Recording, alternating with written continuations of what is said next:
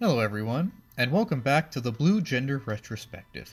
Now last week we made a nice episode in order to celebrate the accomplishments of a few of the lesser characters of the series. While that idea and that video were nice, it is only one side of a coin. The other side of that coin, i.e. the impacts of interacting with others, is unfortunately the tail end. The negative end saying that sometimes interactions can be negative. In fact, one of the themes of Blue Gender is that one of humanity's greatest enemies is in fact itself. That no one is perfect and that the flaws of humankind can and sometimes do amalgamate into bigger issues which kind of weigh down the progress and lives of others from time to time. However, I think that Blue Gender proves that this can be overcome. Now, as what I would consider a more visceral anime, Blue Gender doesn't have any of what I would consider perfect characters that are perfect, morally upstanding in all times, flawless. It doesn't have anyone like that. Instead, it's more of a realistic take on humanity and a stressful situation, and how sometimes it would impede itself in said situation. We see this in almost every character at some point in the series.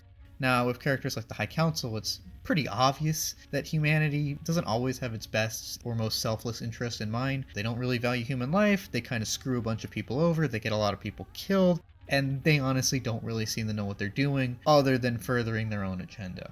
However, every character at some point in the series also has a moment proving that humanity doesn't necessarily have the best interest of itself in mind at all times.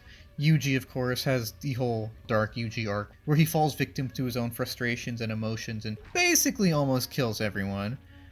Tony actually goes through with this, giving into his B cells and tries to actually kill everyone. Alicia's caught somewhere in the middle where, while she doesn't necessarily go out of her way to try and kill anyone, does get dragged along with Tony. Although I will say that for the most part, she's pretty decent of a human being. Marlene is very cold in the beginning, and it shows a human's capacity to not necessarily value another human, another weakness here. And Miyagi, of course, is always very distant and very cold. Blue Gender does a very good job of showing that no human is perfect, and that at times the flaws of humanity can drag it down either actively or passively. Now, when I say actively, I mean taking active action to try and either destroy something or generally weigh down society in some very obvious, measurable way. And we see this with characters like Yuji when he goes mad and tries to kill everyone, and Tony when he goes mad and tries to kill everyone. However, there are more subtle and colder ways that humanity might negatively impact itself. Now, with actions such as violence being active demonstrations of ill will, passive demonstrations of ill will, or apathy really, can also have detrimental effects on society. This is most prominent in the series with lack of empathy or compassion. We see this especially with early Marlene, who, while, dedicated to rescuing Yuji, is only doing so because that's her job. She obviously doesn't necessarily care for him very early on, and doesn't really seem to care for anyone else. Everyone is sort of expendable to her, as she lacks the apathy necessary to really put any value on them. Now, of course, this is because of her own issues. She doesn't do this out of psychopathy, but instead as a coping mechanism of sorts for her own issues.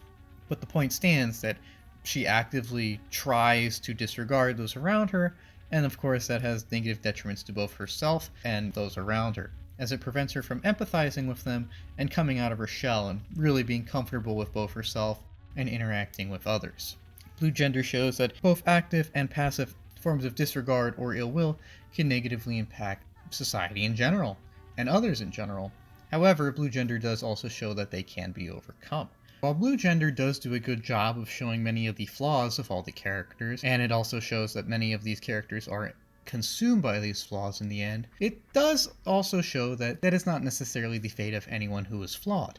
After all, everyone has their own issues, and that doesn't necessarily predetermine their fate. Blue Gender does show that by learning from our mistakes, and from generally accepting those around us, or at least trying to tolerate them and empathize with them, we can, with enough patience, learn from our past mistakes and develop as individuals. Doing so will not necessarily be the most enjoyable process, but it will result in some kind of growth that will hopefully prepare us for the trials of tomorrow and to avoid repeating mistakes of the past. We see this with characters like Yuji and Marlene, who, while both incredibly flawed at certain points of the series, end up pretty happy together and arguably are more hopeful than ever. While Blue Gender does serve as a very stark warning about the flaws of humanity, it doesn't necessarily fixate on that alone. It says that while humanity is very flawed, that can be overcome, and that you should be aware of your flaws in order to try and confront them effectively. Simply ignoring them is not an effective strategy. We see this with the Council, who kind of plays ignorant the whole time, and then that ends up biting them in the butt. Instead, one should try to be aware of their own issues and slowly come to terms with things, in order to help them navigate life effectively, basically. Yuji and Marlene do prove that humans can and do learn from their mistakes, and that humanity is not necessarily on a one-way road to destruction, that there is chance to learn, and that there is chance for redemption. That in the end, there is hope. It's a sort of statement that people will either learn from their mistakes or end up being consumed by them.